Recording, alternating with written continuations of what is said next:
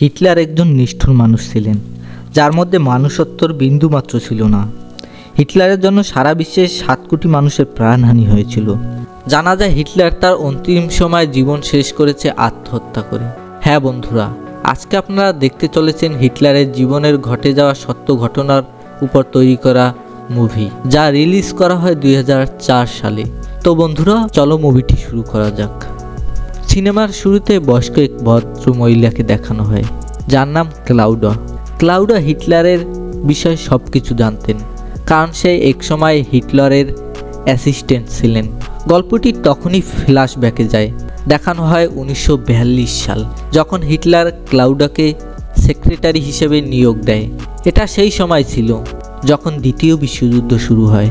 এভাবে অনেক দিন কেটে যায় এবং আমাদের দেখানো হয় জার্মান বার্লিন শহরকে, যা ছিল জার্মানের রাজধানী। শহরটি একসময় খুব সুন্দর ছিল, কিন্তু এখন আছে কিছু ভাঙাচোরা ঘরবাড়ি। এরপর হিটলারকে দেখানো হয় যে এই সময় চরম মানসিক উদ্বেগের মধ্যে রয়েছে। তখনই এক আর্মি অফিসার তাকে জানায় যে রাশিয়ান আর্মি তাদের আস্তানা থেকে মাত্র 12 কিলোমিটার দূরে, যে কোনো সময় তারা শহরের ভিতর ঢুকে পড়তে পারে। এরপরে আমাদের দেখানো হয় বার্লিন শহরের সকল সরকারি কাগজপত্র পুড়িয়ে ফেলা হয়, আর সেখানে থাকা সকল আর্মি অফিসার সেখান থেকে পালিয়ে যায়। আজ হিটলারের 65তম জন্মদিন। তার জন্মদিনে তার সাথে দেখা করতে আর্মির বড় বড় অফিসাররা আসছে। তাদের মধ্যে একজন বলে যে আপনি যত তাড়াতাড়ি সম্ভব বার্লিন শহর থেকে চলে যান। দরকার পড়লে আপনি অন্য কোনো দেশের রাজনৈতিক সাহায্য নেন, তাতে আপনার প্রাণ বাঁচতে পারে।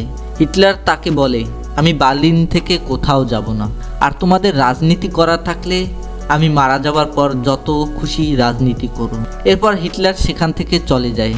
এরপর তিনি তার আর্কিটেক্টের কাছে যায়, যেখানে বার্লিন শহরের একটি নতুন মডেল বানানো হয়।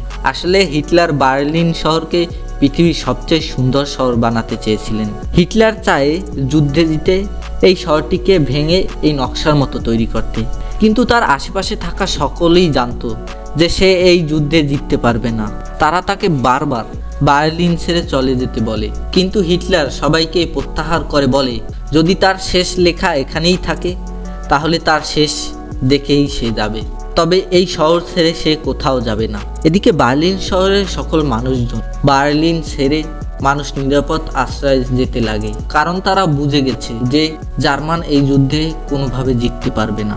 এদিকে হিটলার তার সকল অফিসারদের মিটিংয়ে ডাকে এবং তাদেরকে জিজ্ঞাসা করে এই যুদ্ধে কিভাবে জেতা যায়, কিন্তু তারা সবাই জানতো যে কোনোভাবে এই যুদ্ধে জেতা সম্ভব। একজন আর্মি অফিসার বলে, তখন আমাদের জীবনের শেষ রক্তবিন্দু দিয়ে হলেও শত্রুদের প্রতিরোধ করব।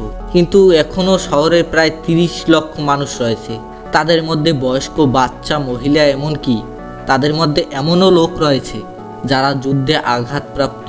একথা শুনে হিটলার বলে যে যুদ্ধে শুধু যোদ্ধারাই থাকে, এছাড়া কেউ থাকে না। আমাদেরকে ওইসব লোকেদের ব্যাপারে ভাবার কোনো দরকার নেই।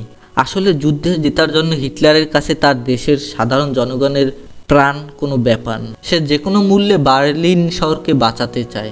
একদিন সে তার কাছের এক আর্মি অফিসারকে ডাকে এবং তাকে অর্ডার দেয় যে জার্মানের সকল অত্যাবশ্যকীয় ফেসিলিটি বন্ধ করে দেওয়ার জন্য, অর্থাৎ সকল খাদ্য, পানীয় জল, বিদ্যুৎ, পরিবহন বন্ধ করে দেওয়ার জন্য, যাতে আমেরিকান এবং রাশিয়ান সৈন্যরা সারভাইভ করতে না পারে।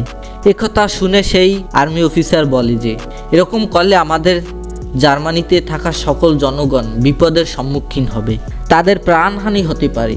হিটলার তাদেরকে বলে যে যুদ্ধে অংশগ্রহণ না করে যে লোকেরা ঘরের ভিতর বসে আছে তাদেরকে বেঁচে থাকার কোনো অধিকার নেই। এদিকে রাশিয়ান ও আমেরিকান সৈন্যরা বার্লিন শহরে ঢুকে পড়েছে। তারা ক্রমাগত হিটলারের সৈন্যদেরকে মেরে সামনের দিকে এগিয়ে যাচ্ছে। হিটলার আবার একবার মিটিং ডাকে, সেখানে তিনি বলে যে স্টেনারকে সে বিপরীপক্ষের সৈন্যদের উপর আর্টিলারি ফায়ার করার আদেশ দিয়েছেন, কিন্তু অফিসারদের মধ্যে কেউ একজন বলে যে স্টেনারকে ফায়ার করার জন্য বারণ করা হয়েছে, কারণ এরকম করলে স্টেনারের একজন সৈন্য বেঁচে ফিরতে পারবে না। এ কথা শুনে হিটলার চরম রেগে যায়। হিটলার তাদের বলেন, আমি কোনোদিন আর্মি একাডেমি যাইনি, আমি কোনোদিন কোনো ধরনের ট্রেনিং নিই, তা সত্ত্বেও আমি সারা ইউরোপ দখল করেছি। তোমরা প্রত্যেকেই এক একটা কাপুরুষ, তোমরা আমায় ধোঁকা দিয়েছো। এখন থেকে আমি আর তোমাদের লিড করব না, আমরা এই যুদ্ধে হেরে গেছি।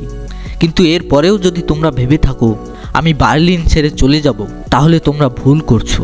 হিটলারের সাথে থাকা অধিকাংশ অফিসাররাই আর তার সাথে বার্লিনে থাকা নিরাপদ বোধ করছিলেন না।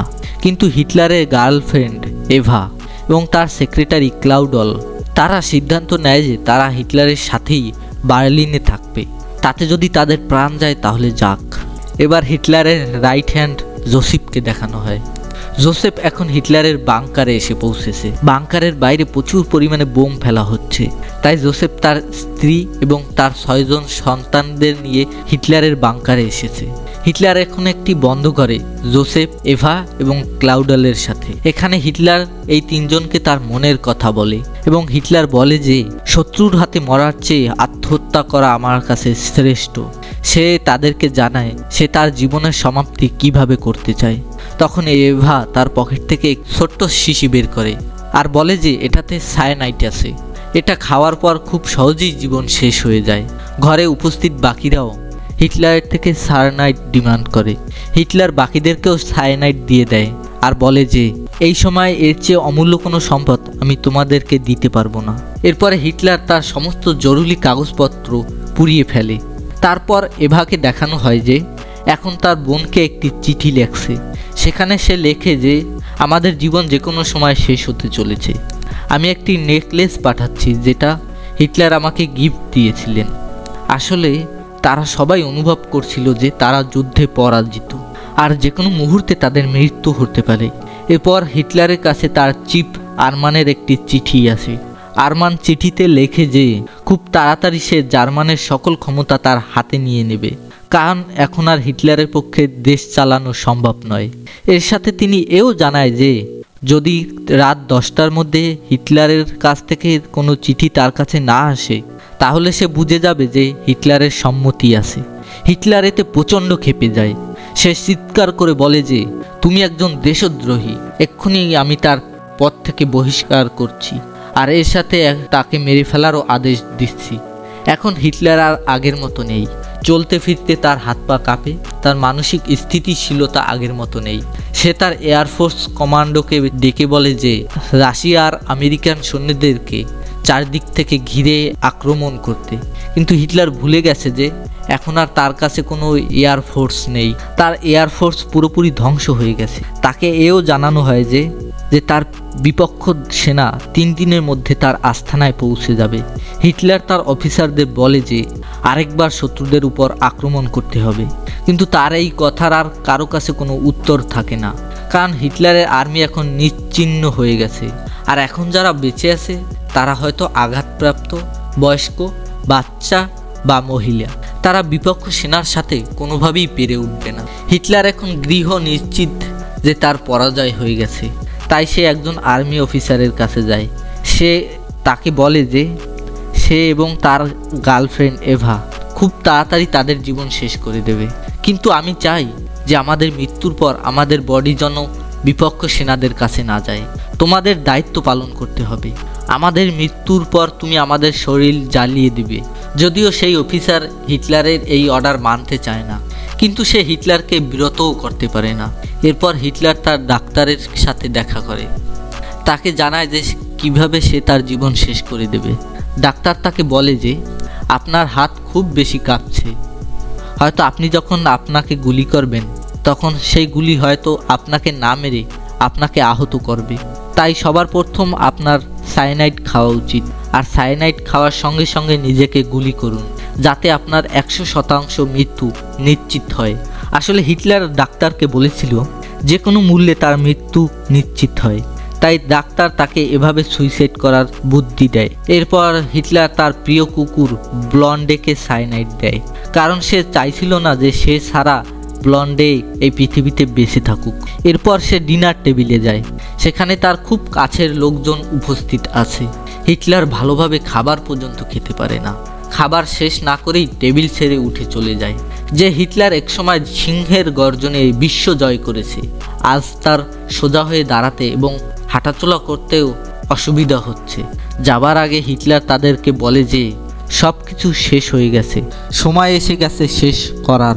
বাইরে এসে সে তার প্রিয়জনদের সাথে সাক্ষাৎ করে। এরপর সে এভাকে নিয়ে একটি ঘরের ভিতর ঢুকে পড়ে। বাইরের সবাই বুঝতে পারে যে আজকের রাত হিটলারের জীবনের শেষ রাত, তাই সবাই বাইরে অপেক্ষা করতে থাকে। এমন সময় ঘরের ভেতর থেকে গুলির আওয়াজ। সবাই বুঝে যায় হিটলার আর নেই।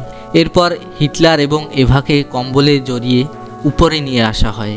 সেখানে মাটি খুঁড়ে তাদেরকে একসাথে কবর দেওয়া হয়। হিটলারের ইচ্ছা অনুযায়ী তাদের জীবনের শেষ অন্তিম কাজ এভাবেই করা হয়। হিটলারের জেনারেলরা তাকে এভাবেই শ্রদ্ধাঞ্জলি দেয়। এরপর হিটলারের কিছু বড় অফিসার সোভিয়েত ইউনিয়নের কাছে যায়। তারা তাদের কাছে সারেন্ডার করতে চায়, কিন্তু এর জন্য জার্মানি কিছু শর্ত দেয়। সোভিয়েত ইউনিয়ন তাদের এই শর্ত মানতে চায় না, যার ফলে যুদ্ধ এখনও থামে না। হিটলারের রাইট হ্যান্ড জোসেফ এবং তার স্ত্রী 6 সন্তানদের নিয়ে এখনও হিটলারের বাংকারে।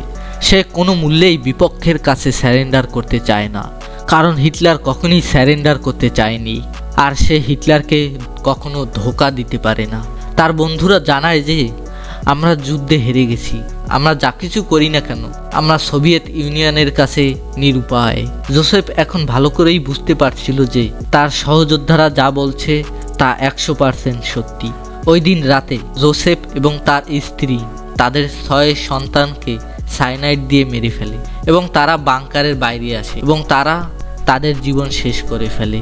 এখন হিটলারের বাংকারে যারা আছে তারা তাদের প্রাণ বাঁচানোর জন্য সেখান থেকে পালিয়ে যায়, কিন্তু হিটলারের কিছু খাস অফিসার কোনোভাবেই আমেরিকার আর্মির কাছে ধরা দিতে চায় না, সেজন্য তারা সেখানেই তাদের জীবন শেষ করে ফেলে। এরপর বাংকারের বাইরের দৃশ্য দেখানো হয়। চারিদিকে ধ্বংসলীলা চলছে। সোভিয়েতের সেনারা এখানে পৌঁছে গেছে। তারা হিটলারের কিছু কাছের আর্মি অফিসারদের তন্ন তন্ন করে খুঁজে বেড়াচ্ছে। এদিকে হিটলারের সেক্রেটারি ক্রাউডাল সোভিয়েত সেনাদের চোখে ধুলো দিয়ে পালিয়ে যায়। আর সবার শেষে দেখানো হয় যে সে একটি বাচ্চা ছেলেকে কোলে নিয়ে সাইকেলে করে বার্লিন শহর থেকে বাইরে চলে যাচ্ছে। 1945 সালের 7ই মে জার্মান অফিসিয়ালি স্যারেন্ডার করে, অর্থাৎ এখন যুদ্ধ শেষ। এরপর গল্পটি বর্তমানে ফিরে আসে। সেখানে হিটলারের সেক্রেটারি, যে এখন অনেক বয়স্ক হয়ে গেছে, খুব দুঃখের সাথে আমাদেরকে কাহিনীটি শোনাতে থাকে। দ্বিতীয় বিশ্বযুদ্ধের সেই স্মৃতি এখনও তার মনের ভিতর দগদগে রয়ে গেছে। 7 লাখ জনগণ জার্মানি কনসেন্ট্রেট ক্যাম্পে মেরে ফেলা হয়েছিল, যাদের কোনো দোষ ছিল না। সেই সব ঘটনা আমি কোনোদিন ভুলতে পারবো না। এর সাথে সাথে সিনেমাটি এই জায়গায় সমাপ্তি ঘটে। তো বন্ধুরা, এই ছিল হিটলারের জীবনের শেষ কয়েকদিনের কাহিনী। তো বন্ধুরা, ভিডিওটা যদি ভালো লেগে থাকে অবশ্যই লাইক, শেয়ার অ্যান্ড সাবস্ক্রাইব করে পাশে থাকো। তো আজকের ভিডিওটা এই পর্যন্ত। Good bye.